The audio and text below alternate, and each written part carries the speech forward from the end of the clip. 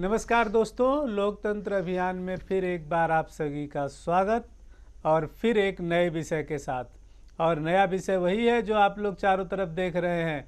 इस समय सबसे ज्वलंत मुद्दा चल रहा है बाबा बागेश्वर धाम, पंडित धीरेन्द्र कृष्ण शास्त्री, और उन्हीं पर सारी मीडिया जो है लगी हुई है और मीडिया के साथ साथ सोशल मीडिया भी लगी हुई है।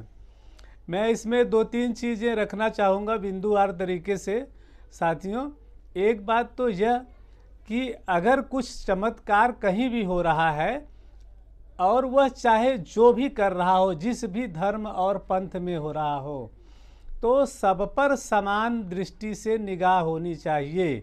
और ये कोई एक व्यक्ति फेमस हो गया तो सिर्फ उसके साथ अपनी पब्लिसिटी पाने के लिए कुछ संस्था वाले आ जाते हैं।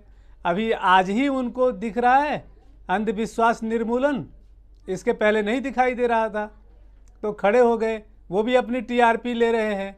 मतलब इस कलयुग की स्थिति ये हो गई है कि लोग बदनाम होकर के नाम कमाना चाह रहे हैं, और कितना शर्मनाक बात है। मैं तो कहता हूँ कि सरकार को चाहिए कि इस पे एक हाई लेवल कमेटी गठित कर दे और जिस पर जांच हो, चाहे वह किसी भी धर्म के विषय में हो, कोई भी किसी तरह का अंधविश्वास न फैला पाए, क्योंकि धर्म अपनी आस्था का विषय है और उस आस्था के आड़ में अगर सच में कोई उसका कुछ दुरुपयोग करता है तो यह उचित विषय नहीं है।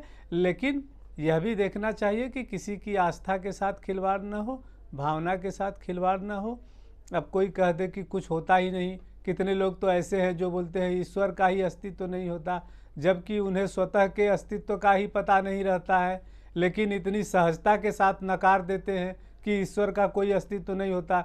अच्छा, कुछ ज्ञानी पत्रकार लोग इसमें भी कूद जाते हैं, तो कोई इसमें जातिवाद का एंगल ढूंढने लगता है, तो कोई इसमें हिंदुत्व की राजनीति। अब एक सज्जन पत्रकार विश्लेषण कर रहे थे, उन्होंने कहा कि हिंदुत्व की पिच तैयार की जा रही है भाजपा की 2024 के लिए, इसलिए बागेश्वर धाम के साथ जो है भाजपा के तमाम नेता समर्थन में आ गए। अरे यार, कुछ तो शर्म करो, कुछ तो इंसानियत दिखाओ, कुछ तो बौद्धिक क्षमता दिखाओ। अगर आम जनता शायद इस बात को न समझ पा रही हो, लेकिन कम से कम मीडिया जगत के लोगों को, पत्रकारिता जगत के लोगों को, बुद्धिजीवियों को, इस देश के जो जाने माने इंटेलेक्चुअल हैं, उनको अपनी राय इस पर